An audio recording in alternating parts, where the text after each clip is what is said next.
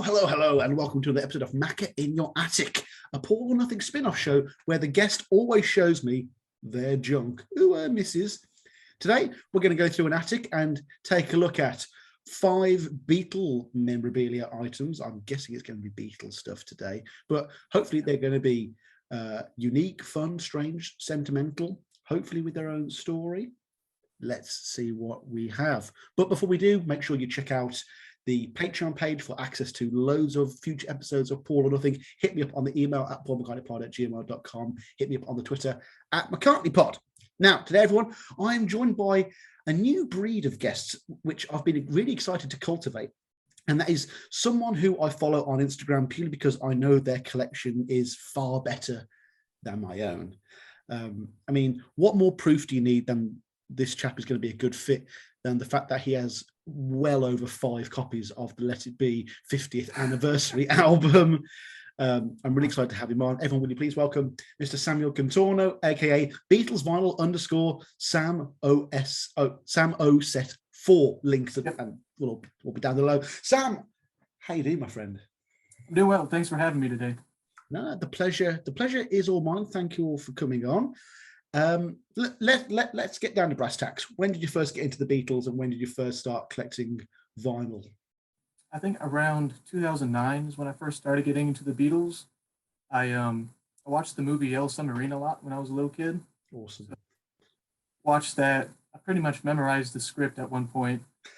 I decided what else these guys have, so I decided to get some CDs during that 2009 period when they started to do all the new reissues, remasters, and then I decided why not start and get some records. So about 2012 is when I started collecting records so I've been doing this for about 10, 11 years now. Awesome. That's probably about double the amount of time I've been doing it, and you can tell you've got an actual background. I've got a fake one where I've got a picture of Paul.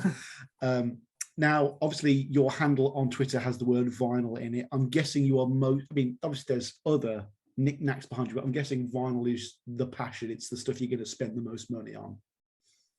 Yeah, for sure. This is kind of my collection. I do other things as well. I play football at my college, American football. And American football? Mm-hmm. It's called rugby, young man. It's called rugby.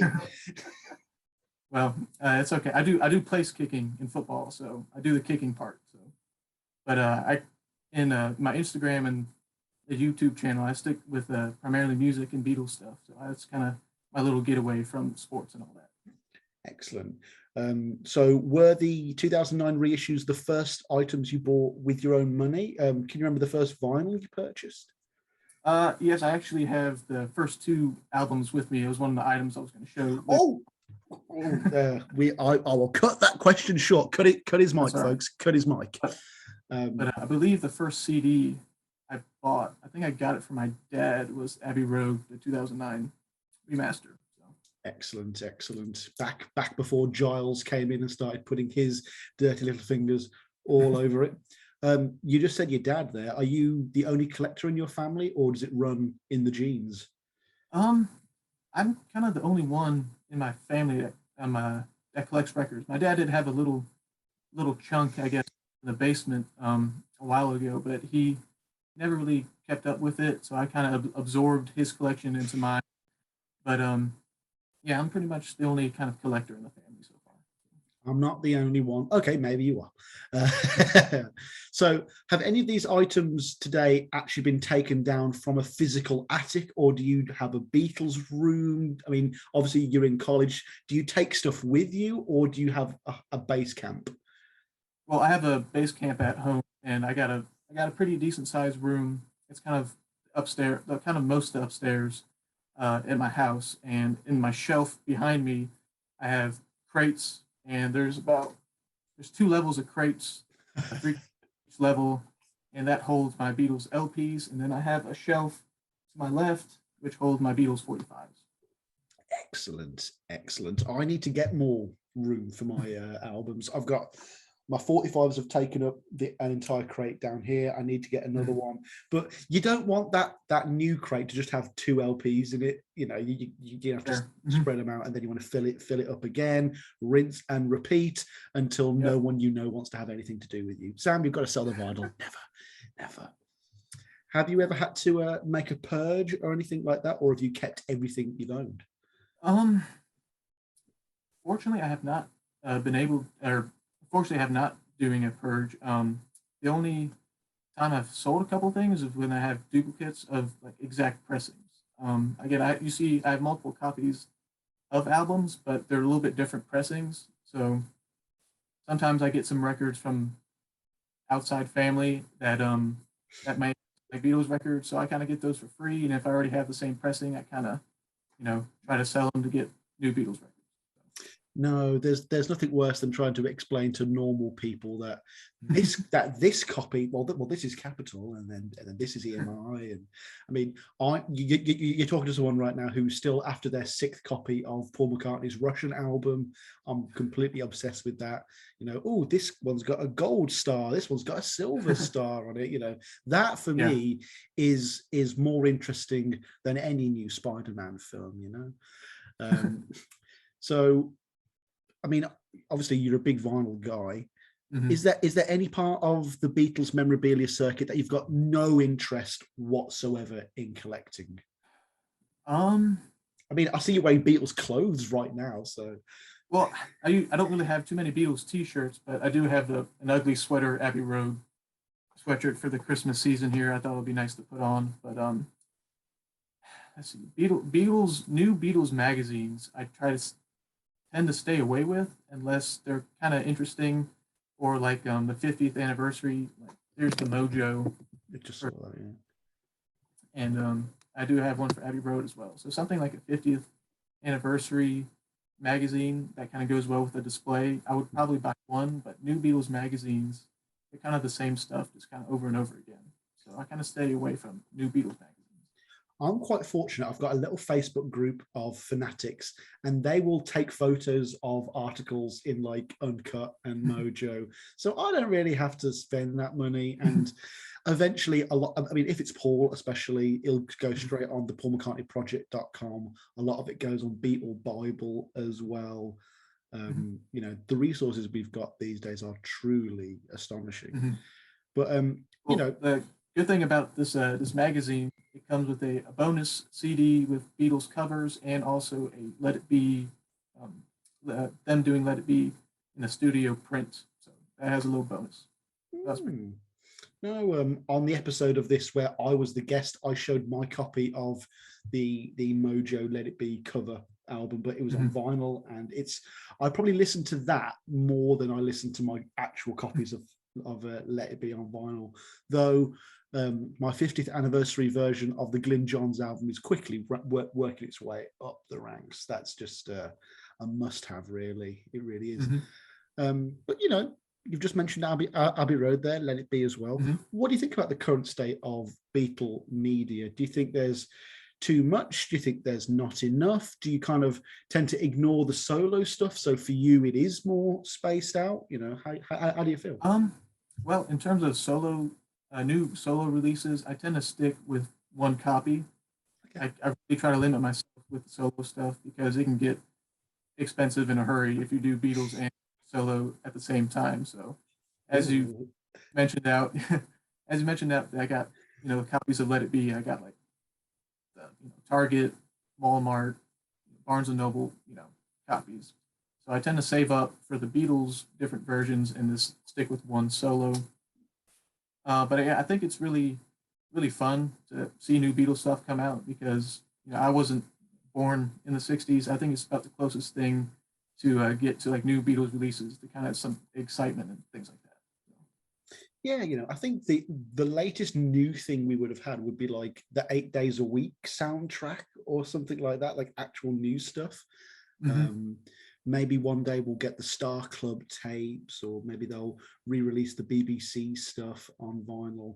Anthology 2 could be something we see in the future, but the 50th anniversary bonus discs altogether, you could basically call Anthology 2. how do you? Well, actually, no. You're a young guy. Do you Yeah. have a local record shop scene, or are you mostly giving your money to eBay and Jeff Bezos? I moved from different states about 8 years ago. I had a really good record store where I was, and that's where I kind of started off growing my collection. And then when I moved, I have a couple record stores about 20 minutes away, but they're not really the best for what I'm looking for, especially particular copies that I have multiples of. But there's a couple good ones about an hour away, and I tend to check them out whenever I'm in town. But they're kind of sparse where I'm at in terms of quality record stores where I can find things on a regular basis. So I find particular pressings on eBay and Discogs, I would say. I am yet to actually brave Discogs. The user interface is just too scary for me. And what I like about eBay is that it's this big faceless corporation. There's lots of easy ways to get your money back. But with Discogs, you have to rely on the goodness of humanity, which is a very terrifying prospect for me. What I'll give you one tip for it. You can contact the seller with the record you're trying to look for, and I ask them, can you please send me a picture of the album cover and the album label, and send them my email, and they usually respond within a day with pictures of the actual album, so I know like the condition of it better, and what I know if I'm actually getting what is posted. Of course, you can't buy bootlegs on eBay, but you can buy them on Discogs. Have you dipped your toe into the world of bootlegs? The Beatles' White Power or Come Back or anything like that yet? That's probably one of those things I stay away from. But I do have a couple bootlegs that I think are pretty neat. I have the Beatles Get Back or As Nature Intended package. Ooh, So I have that hanging up on the wall with the poster and everything. Not one of my items today, unfortunately, but it totally could have been. It totally could have it been. could. I thought about it. I thought about it for sure. And then there was a bootleg 45 that has Revolution #9 and Wild Honey Pie as the B-side. I thought it was just really funny. Oh, that's awesome. That's awesome. Um, a bootleg 45 of Revolution Take 20 would probably be the one for me. Oh my God. I can't get enough of that song. I listen to it almost every other day. I can't get enough of that one.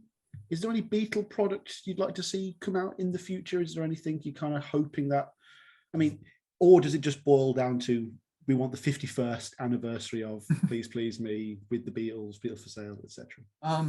I think it would be nice to continue the series. I don't know if they will or not, but I think they'll do at least probably a 50th or a 60th anniversary of every album. 60th? Oh my, that's a long time now. Oh my God.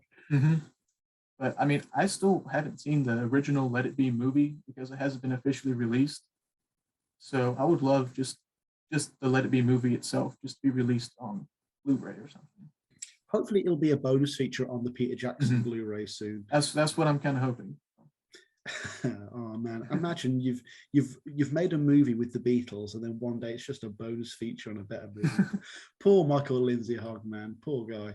So the way, I know standards are a little looser here in the UK, and I don't mean to upset any prudish tendencies you may have, but the way I used to watch Let It Be back in the days when Pornhub would allow anything on their platform, you could watch the Let It Be documentary on Pornhub, and it was the only way to watch it in one unbroken take without torrenting it or something like that. So interesting. If your mom walks in, it's like, no, I was just watching Let It Be. I was just watching that. I swear, officer, I swear, it was all above board, However, you've got all the sidebar advertisements. It's like, ooh. Yeah, I'll probably go for the route of finding a VHS tape. I know those are going pretty expensive of Let It Be. They go like $50 for a VHS tape. That's kind of crazy nowadays. And then, fortunately, I do not have a Laserdisc player, but I think having a Let It Be Laserdisc would just be kind of fun just to collect. No, there's something about Laserdiscs, and I think it might just be it's a big CD. It's just alluring. It's a big shiny CD. It's like, ooh. Ooh. But Laserdisc is something that we've had on the show a couple of times. Not necessarily Beatles Laserdisc. I've just seen them in the background of people's rooms. I'm like, is that Jurassic Park on Laserdisc? Let's just pause the show. Show me that Laserdisc. It looks beautiful, and yeah, definitely something I'd wish to waste my money on in the future if I can. Let It Be Laserdisc is pretty expensive. I think I've seen some sell for like over $100 or something. eBay, man looks up something on computer. Let It Be Laserdisc. Come on, how much? A sealed one, $1,127, and then an open one about $150. Okay, that's very interesting. Yeah. One time I found a bootleg at a record show, and I thought it was the Laserdisc because it had the same cover, but it was just a record. So I was actually. It's like when there's so much on eBay now where it'll say original Butcher album cover, and then you click on it, and then you scroll down, and it says this is just an artwork. This is a reproduction. Yeah. It's like, and they must make so much money. And good luck to them. Good luck to the con artists. We've all got to make our bread somehow, but you'd hate to think that it's a poor, vulnerable Beatle fan with a little bit too much more money than sense, just wasting it on tut. Yeah. Especially if they get their friends coming in and laughing at them and they go, I've got the Butcher cover. Yeah, I try to do as much research as I can. Kind of in my younger years. Sometimes you kind of learn as you buy. Sometimes, fortunately, I've only had maybe a couple times where I might have overpaid for a little bit here and there at a record store. But you learn. That's how you learn. And then, fortunately, I do have an original Butcher album with me. I have the Third State Butcher album. Oh wow! Oh my heart, folks! I told you he's got a much better collection than me. Oh my word, my heart. So without being too garish, I know talk of money is always a little bit lewd, but what's the most you've ever spent on a single item? Well, I do save up my money. I do a lot of chores for my mom. She appreciates that. I do a lot of yard work, cutting grass. I save up my money, so I'll do that. But that's a classic American tale. That is. Probably around $360, and I probably have that record with me. They're going to show later. So awesome. I'm kind of excited about that. It's not the Butcher album. It's something a little bit more interesting. I think a little bit more unique. More interesting than the Butcher album, folks. This guy knows how to build tension. This is a good show. Is there anything that's been your white whale, your Moby Dick, something you either couldn't pick up or regretted not picking up when you had the chance?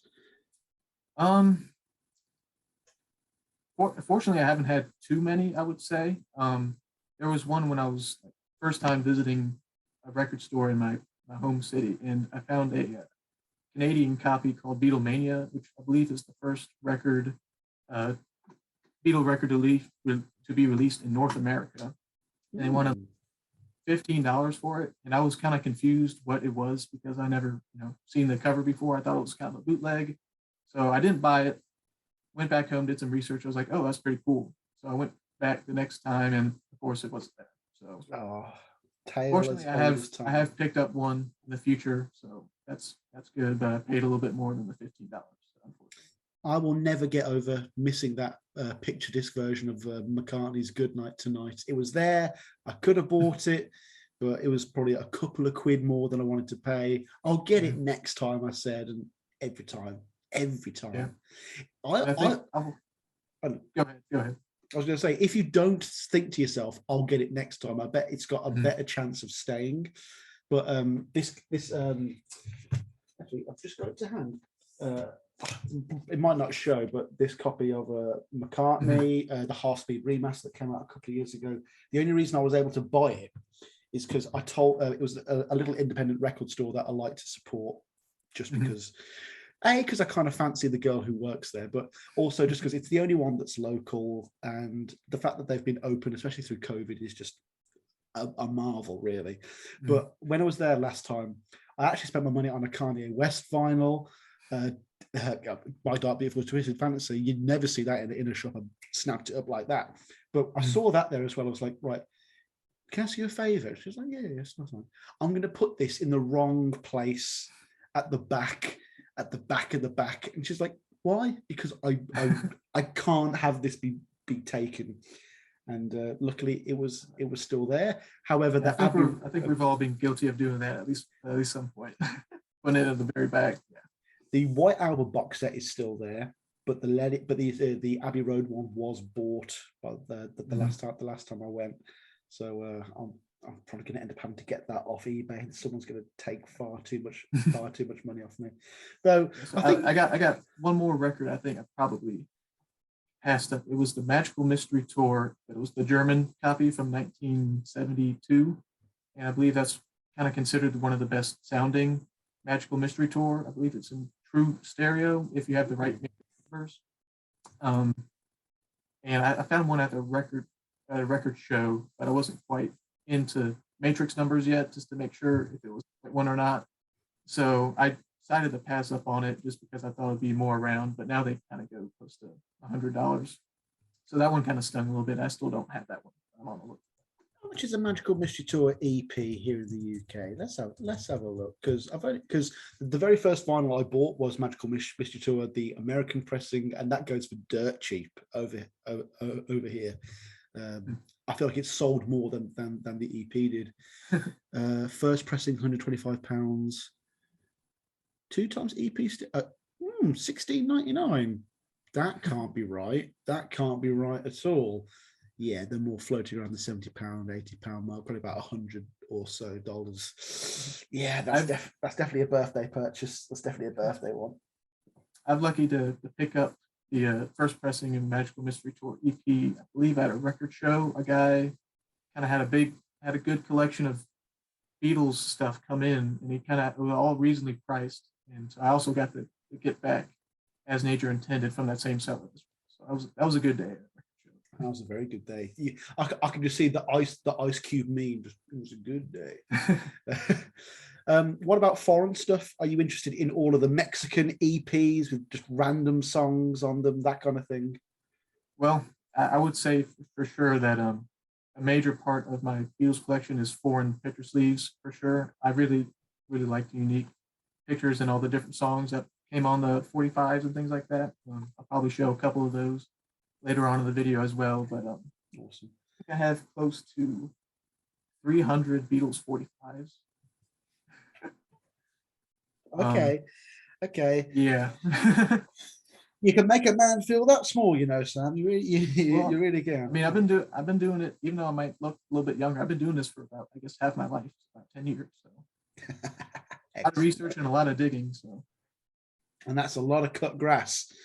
My God. That's for sure. Yeah. Oh, right.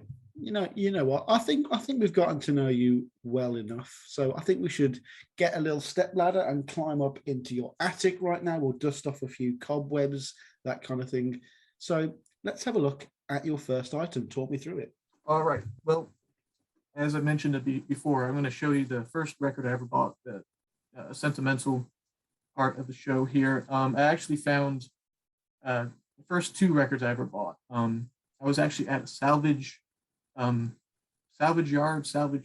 place in Pennsylvania. I was visiting my grandparents, and my brother and my mom came with me, and they doubted that they would have any records because salvage place are more architectural things.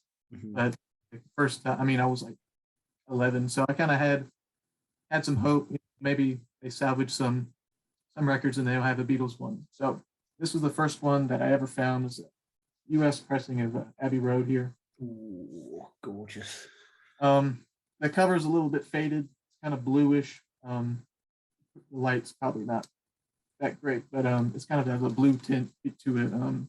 Has it got Her Majesty written on the back, or is that a hidden track on that? It does not have it on the back. Interesting. Yeah. Okay. I think I just recently got a copy that does have it on the back. It's a 1971 copy.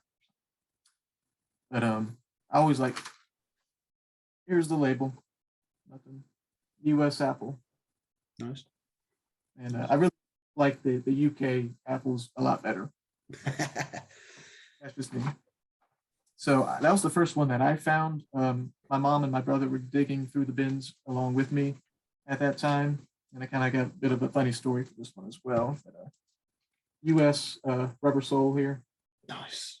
and I mean I was kind of excited just to find any Beatles record. So Two great That's right. albums as well. It's not Mhm. like it was with the Beatles and Beatles for sale. You got two of the best. Ah, Yeah, fantastic. well, we got the American version of Rubber Soul over here, but the funny thing is that this cover was pretty much split in two. So when we got back to my house, we taped it up, but my brother accidentally taped taped the cover where the record came out the bottom. So that That's it told you how much I knew about records back then. But he since gave me a better copy of Rubber Soul in the future, so that was nice. So, nice. Oh, half- I love that label as well. mhm. So those two were the first two records I purchased, and they're probably not going to be going anywhere out of the collection anytime soon. No, I've got an American Rubber Soul, and I had an English copy, though due to a bad breakup where I had to leave the house very quickly indeed, that got lost in the shuffle, along with a vinyl copy of Let It Be Naked, which I'm probably never going to see Ooh, again. That yeah, was a nice that's one to another have. one on the list where I probably regret. I think I was at a record store in Florida, and they had a copy, and I didn't know it was only a one-time release. I thought it had been reissued recently, so I found it in the bin, and I just like, oh, I can find that anywhere. It was like the original price sticker, 35 $40. Oh, it's so cheap. It's so cheap. I know. I watch them all the time on eBay, and they go like $300 consistently. It's pretty crazy. People just go crazy for that bit of sitar on across the universe. You know, that's what they want. Yeah, that's another one I probably need to kind of regret and put on the watch list. Though the 50th anniversary box set does take the sting out of having to need Let It Be Naked, I suppose. Especially, you know, you've got spectreless versions of Long and Winding Road, that kind of thing. So you can kind of build it. And hey, there's always streaming. You know, there's always Yeah. streaming. Oh, I got But, that one on CD as well. I think that's one of the other early CDs I bought. now, actually, going back to a different girlfriend now, a different relationship that failed dramatically. I bought her dad for his birthday, Let It Be Naked, and the day after, his car got broken into, and that got stolen as well. I'm jinxed when it comes to Let It Be Naked. That's tough. Yeah. So speaking of naked, let's have a look at more of your junk. Let's have a look at item number dos. All right, so I'll stick with some LPs here, and then I'll go to this one I have framed because I just really like the Love cover. frame. Yeah. This is the one I was talking about earlier, but this is the Beatles' hottest hits, and this is from Denmark. There's the label. Oh wow. This So one is called. what is this then? What is this? So this is a compilation album from 1965 that wasn't authorized by EMI to make any Beatles compilations. I think in other countries in Europe at the time. So only about 3,000 copies were made, and then they were recalled. So I think about 3,028 were made, and then recalled, and some were destroyed. And this one is kind of bootlegged a lot or repressed, so you got to be careful with this one. I think the way to tell is their flipbacks are on the back cover, and then the new ones do not have the flipbacks.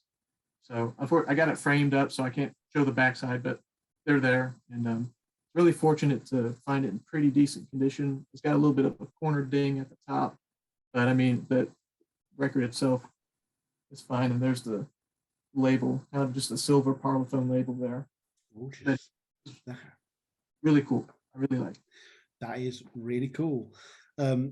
So actually, I should have asked you this earlier. Are you the kind of guy who, if something's rare enough, you won't play it? Not necessarily. Right now, I probably need to upgrade my turntable. Hopefully when I graduate college here pretty soon, that I'll probably use some of that money to get a good quality turntable so I can play some of my nicer Beatles albums. I have a UK white album, and that's like really, really nice shape. And I probably won't play that one until I get a good quality album, so record player. No, I mean, I'm not saying that I give my family strict instructions about what I want for Christmas, but I'm pretty sure Santa Claus is going to be bringing me a new record player this year. I'm very excited about that. And the best thing is I get to give the old one to a friend who hasn't even got one, so he can now start. That's good. I think I'm gonna plan on keeping my old one just in case I want to play some records that are a little bit beat up or in kind of a lesser shape, and just kind of put that one on that one just because I don't really care necessarily about the condition of that particular record, and then play the nicer one on the new one, hopefully. So. And hey, it's a nice display piece for two different tables, There you go. I'm just looking at the track list here. I feel fine. I call your name. I'll get you from me to you. This boy, she loves you. Long tall Sally. Thank you, girl. Matchbox. She's a woman. Slow down. I want to hold your hand. Why did they not want to release that? That's fantastic. I think, again, EMI didn't authorize other countries to make compilation albums for Beatles yet, because this was before oldies, yeah, and so even the UK didn't even have a compilation album at that time. So that's so interesting because it's only going to further the fan base. I mean, I've never understood the reticence to let fan made stuff kind of get out there, because people who are going to buy that anyway are going to buy everything else anyway. Yeah, it was interesting. That's for sure. Yeah, I mean, I know people already who have bootlegged from Disney Plus the Peter Jackson series, and even though they've spent good money bootlegging it, they'll still buy whatever Blu-ray comes out. Yeah, still. The official release. Mm-hmm. The supposed 12-hour cut with more Ringo farting, hopefully. Yeah, that was a long kind of series there, even for me, I would have to say. No, but it was really cool. It's probably, I mean, certainly in my lifetime, it's probably the best single piece of Beatle non-music media ever released, Yeah, I thought it was really cool just to see everything inside the Beatles, in their heads and in the studio. It was really, really well done. Oh, just like if you can go back in time, like I probably wouldn't like try and kill Hitler or stop Lennon's assassination. I'd probably just say, Michael Lindsay Hogg, you're at Abbey Road from 62 to 70. You don't even have to release it. There'll be this New Zealand director who'll do it all for you much better 50 years from now. Just film it all. I want to see George doing "Don't Bother Me," looking awkward on camera. Gotta see that. Mm-hmm. Yeah, the Beatles' hottest hits. Very, very cool indeed. Pardon the pun. Let's go on to item number 3. All right. Well, this one's got a little bit of a story and kind of a background of what I've been trying to do for the past 4 or 5 years now. So, as you know, I've collected 45 picture sleeves from around the world.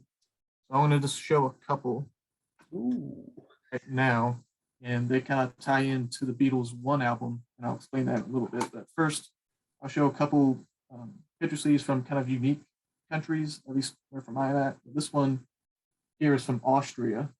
Ooh, wicked.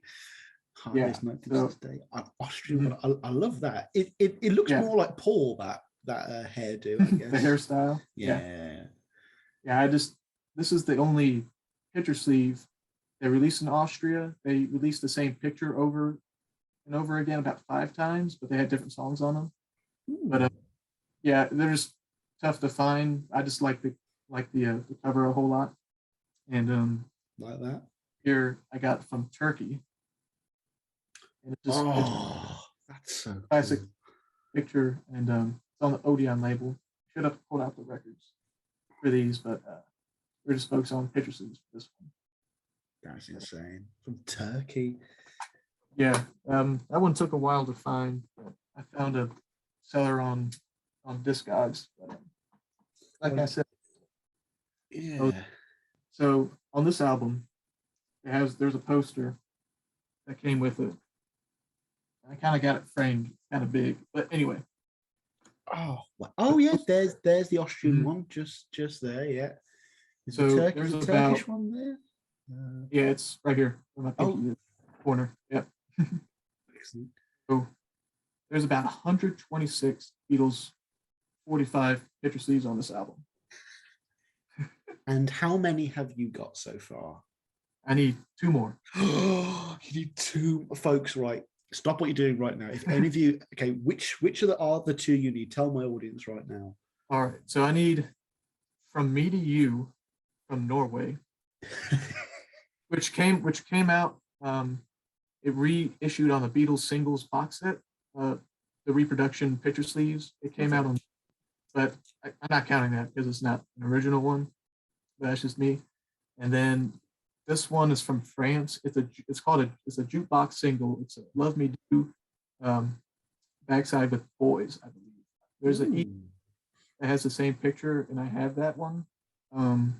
But the jukebox singles ones are always really hard to find because they have the jukebox strip on the back. And, back in the day, you didn't really think much about picture sleeves. You just put the record in your jukebox and kind of discard the sleeve sometimes. So, like, Can't Buy Me Love as also a French jukebox single, which I found. But, yeah, this one from Norway, right here, and then this one from France is the only 2 I need. I've been working on this for 5 years. A lot of Discogs research. So yeah, one hopefully to replicate the poster in real life. And I get a wall or something, I might individually frame each picture sleeve like that in the order of the poster. And I thought that would be really cool. You'd have to contact Apple if you did that. That's just an amazing. That is so brilliant. Oh my god, I am hoping and praying that you get those last 2 because I've seen the one from Norway come out for sale a few times on eBay, and I lost a bid at the last second on one occasion. So frustrating. Yeah, the one from France I've never seen come up for sale. Any place really. Right, to all you French and Francophiles watching out there, if you know how to get these, contact Sam on his Instagram or hit me up at paulmccartneypod@gmail.com. We need to get these last 2. Oh my gosh, we do. I will give credit to my dad because he's the one that actually probably came up with the idea. I was like, well, you got some of these picture sleeves, you might want to try to complete the poster for fun. He probably didn't mean it as a serious thing, but 5 years later, here we are. I need 2 more. So. Say if you got the last 2 and you had to sell them for some reason, but as one package, you can't split it. How much would you start the opening bid for the lot on eBay? Well, there's a few on here, like the one from Turkey and Austria. That's already you're already starting at a couple, $500-ish right there. Just oh my god!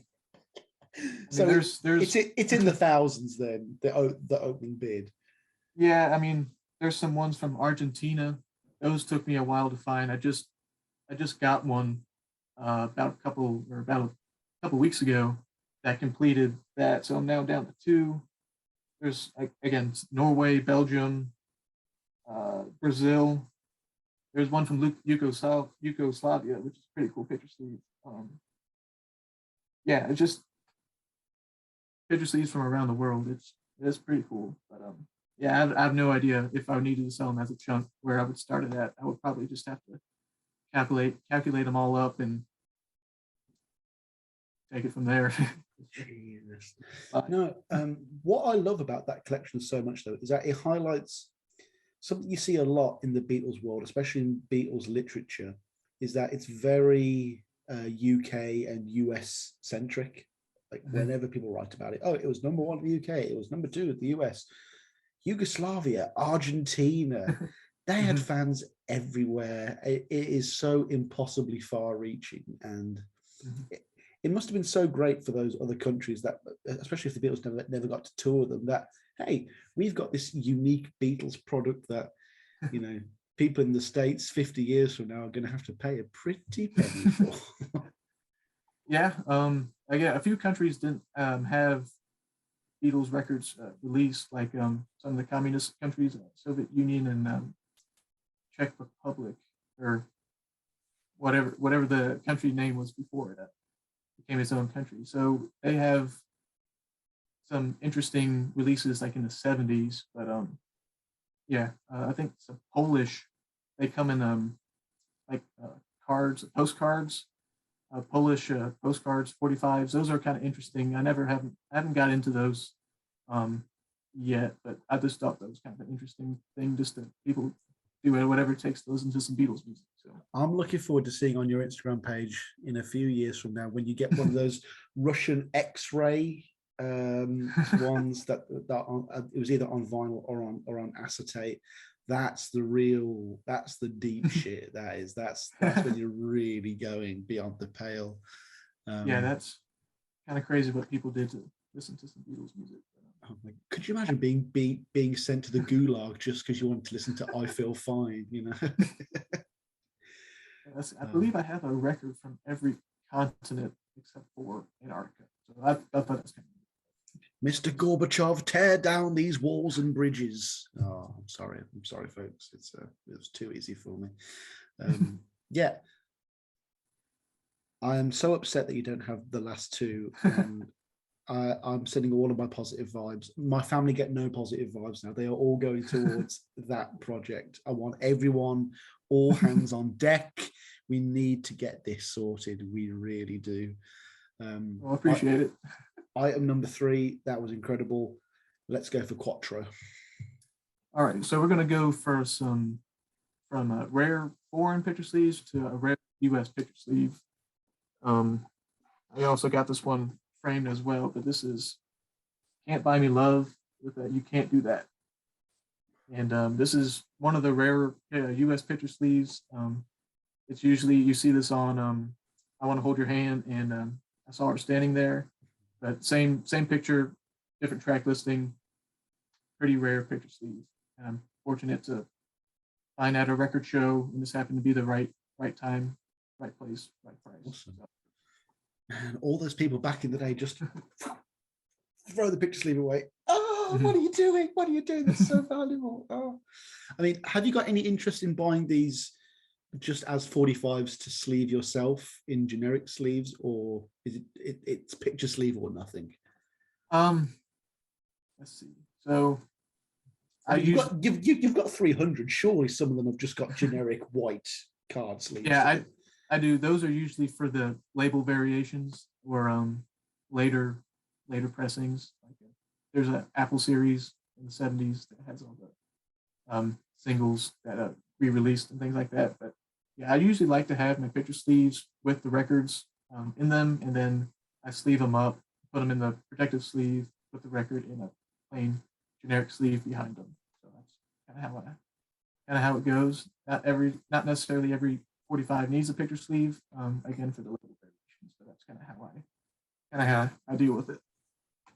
Kind of how I organize it. So were there a couple of those you said, sorry, that you were going to show us? No, unfortunately, my shelf is to my left here, and that was. So well, and that was just from a record fair, was it? Yeah, I just graduated high school, and there's a big record show in Austin, Texas, and I had a relative that lived pretty close to there, so we went to go spend a night at his house, and we woke up at the record show, and it was just one massive room, and some sellers had it, and I kind of had some graduation money, and kind of made a deal. So. It's insane because like my stories involve maybe cycling on a push bike for about 40 minutes to go to a record shop. You are literally traveling the span of one of the largest countries on the planet, state to state, different record stores all over the shop. Well, I usually don't do that. That was just a kind of a one-time special occasion, and some of the record shop owners near me kind of recommended that like this is kind of a big record show down in Austin, and I just happened to have a relative, so we stayed a night there, and kind of a one kind of big trip there. So that was kind of nice. I bet Hawaii and Alaska have some crazy records stashed away somewhere, Yeah, that would be some interesting records there, I guess. I don't know. The Beatles Luau, who was only five copies exist, Right. I love that as well. I mean, there's nothing better than a minor variation that only the mega fans will ever understand. Don't ever, this is the stuff you don't bring up on a first date. You know what I mean? It's like, this one has "Can't Buy Me Love," but the other one has "I Want to Hold Your Hand." Who cares? Who cares? It's very important. I think the most albums I have copies wise, I think it's Sgt. Pepper. I think I have high teens. Ooh, that's so fucking cool. And then I think I have at one point I got a lot of White Albums. So I think White Albums are kind of low to mid teens, which is kind of crazy to think about now. But in terms of White Album discs, you might have more than Pepper. Yeah. Oh my gosh. I did find just one record of the White Album at my dad's basement, his old house. So that was interesting. So I have whatever teen and a half White Albums. So now this is a question I always ask with real sincerity, but do you have a fire extinguisher in the building or in this room close to hand? Probably need to get one now since you thought about it. Yeah. No, mate. Come on. I'm not being stupid here. I'm not being negative. I'm not trying to wish bad juju on anyone. But you're the first person on this show. This is episode 29 now who has said no, except for me. I don't have one. But if I had that kind of collection behind me, I'd have one in a drawer. I'd have one hung on the wall. And like, when JLo had that bucket of water on the ceiling and she poured it down, and like, I'd have one of them as well. Think about it. Next time, your next post on Instagram, I want to be a fire extinguisher. Maybe that can be a Christmas present from one of my parents of ours. No, because you'd hate to think like, what's that one thing I'd grab? Would I grab my 16 copies of Sgt. Pepper in the box? Maybe just one copy of Sgt. Pepper. I have a UK first pressing that has the fourth proof on the inside cover. That's indicates like kind of a prototype. It kind of got out early release. I can probably pull it up. Oh, go on. This is a bonus item. Yeah. So here's a Sgt. Pepper. Let's see. And like you say, you've got the disc outside in a separate sleeve. Yeah. Excellent. There's the record there. Came with the inner sleeve there. And so some early UK copies had, I don't know if you'll be able to see it. It's called fourth proof on it. Ooh. And it's kind of just indicates a very early copy because they were kind of prototyping, I guess, the albums, and some of the early copies kind of got out into the public. So they're a little bit rarer, a little bit more expensive. This one's a little bit beat up. You can see by the spine, unfortunately. But I found it on eBay, kind of snuck through the cracks, I think. I got it for a pretty decent price for the condition. The record plays fine too. So. I've got to check my copy now. Oh my gosh, that'd be also. I was about to ask. Do you have to cut outs? But they've already been cut out. Do you have any? Yeah, usually they're full sheet or no sheet. I actually got cutouts from the fans, I guess, which is kind of interesting. I've never seen it really cut out before. But. Yeah, that's probably rarer than. Yeah, you're right. That's probably rarer than the full or none. Actually, yeah, that's very interesting. My gosh, I need to get more copies of everything now. I think you've set something off in me. This could get ugly, folks. This could get ugly. But I'm also getting into there's so much solo McCartney stuff I need to get. I'm getting into 12-inch maxi singles and the CDs and cassettes as well. Cassettes, that's just another world as well. Yeah, I'm staying away from cassettes and 8 tracks and 8-track. Like there isn't an 8-track that exists with a nice label. They're all peeling in the corners. They've all got grime and grit on them. That's because you have to keep touching it all the time. You know, take it out, put another one in. I would say the only 8-track I would buy if I were to see it would be the White Album because it came in like a little box. I think it's actually a black box with a. Ooh, nice. I think so. So that's interesting. The only CDs I buy really are kind of solo material through like the 90s to the mid 2000s because all the vinyl are pretty expensive because they didn't produce a whole lot. No, I badly need Off the Ground, McCartney's '93 album on vinyl, and yeah, I'm basically just waiting until the Archive series re-releases it because that's the only way I'm going to get it for less than £100. It's just not going to happen. Yeah, that's why I got it on CD. Yeah, but that's an album where some people aren't going to want to spend a lot of money on it, but me, it's one of my favorites actually, and I think if I could justify it, because I've got a lot of other hobbies as well. It's tempting. It really is. So many copies of Uea Sole and Figure of Eight as well. I need to get more of them. God, I need to start a list really. I need to start. Maybe that could be a bonus episode of this show. Me just going through the list and flashing things on screen. What I need to get. Right. Yeah, I would say for solo stuff for me. I kind of started probably a little bit later on solo stuff. I've probably only been exploring their solo stuff for about 3 or 4 years, like kind of really intensely kind of listening to them. So I've been kind of slowly building my solo collection. I don't really have any crazy, unique copies of solo stuff. I usually just try to get basic, a nice, good copy like from the US pressing, something like that. And still working on Paul McCartney stuff. I find a lot more Paul McCartney than any other solo artist. I don't really see much John Lennon or George out too much. I find probably Paul, Ringo, George, and John. No, the interesting thing is everyone says they prefer Lennon, but I feel like everyone just bought the Lennon Greatest Hits album because you see that everywhere, but you don't see Plastic Ono Band or an original Imagine very often at all. It's mostly the innumerable reprints, and all Things Must Pass. It was a #1 triple album. Everyone owned it, and you can't find a copy anywhere. You've got to buy the new one now. It's probably cheaper to buy the new one now as well. I imagine. Yeah, especially in really good, really nice condition. You might as well just buy the new one. Yeah, All Things Must Pass is kind of tricky, just because the box. I always see the box just really super beat up. Whenever I see it, so I got an original copy, and then I just got the new reissue on the splatter green vinyl. See, unfortunately, when your main fan base is stoners, the quality of stuff and the way it's the condition it's kept in is going to be dubious, especially if they're rolling on it as well.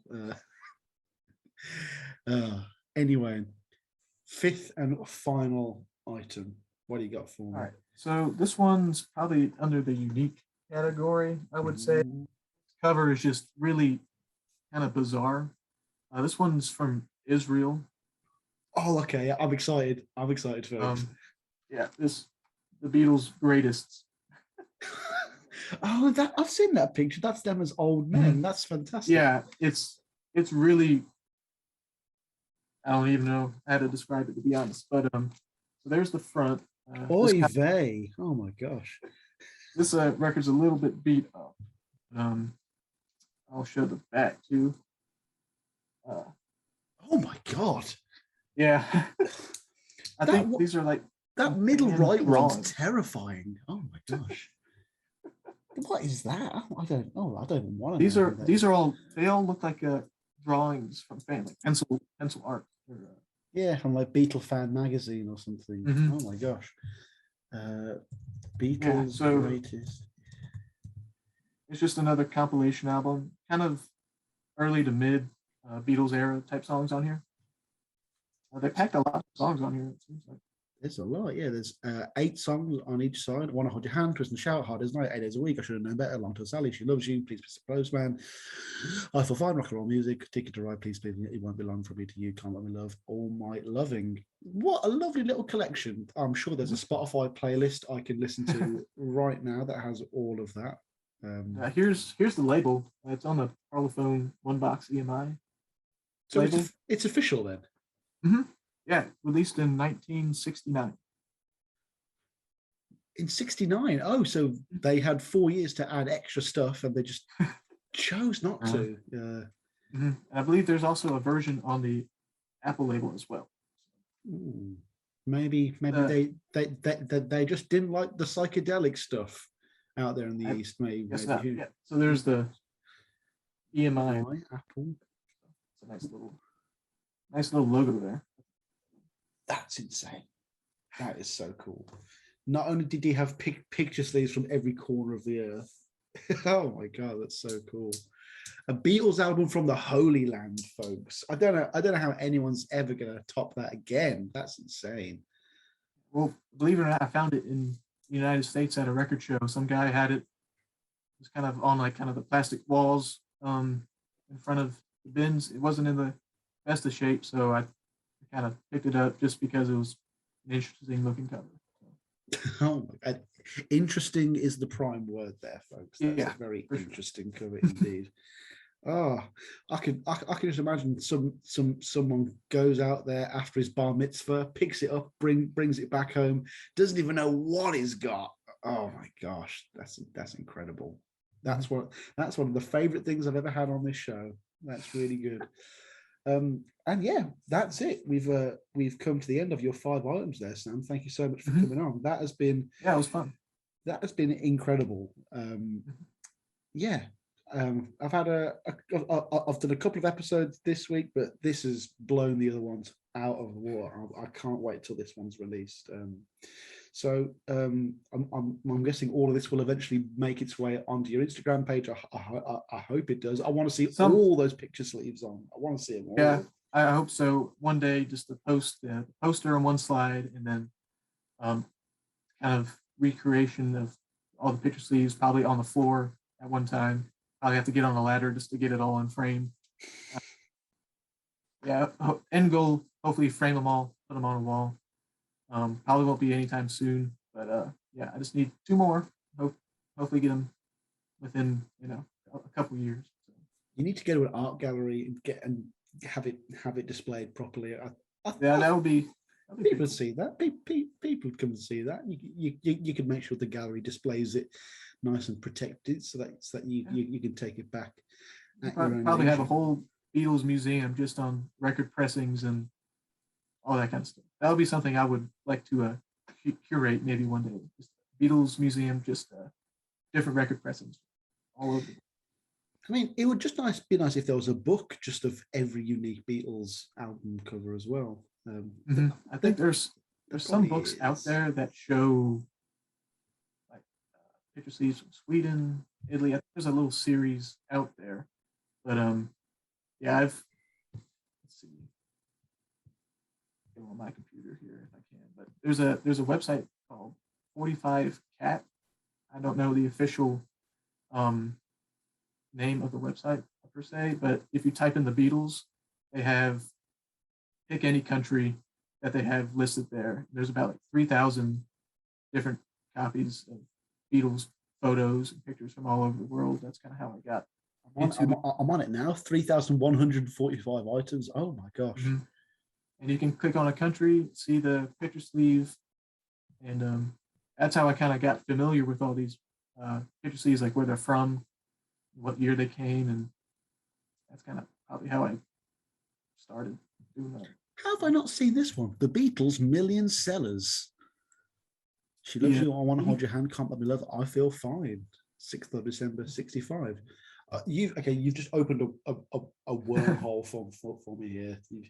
My boy is not going to be happy. It's really not. You can look up Paul McCartney stuff, solo stuff on there.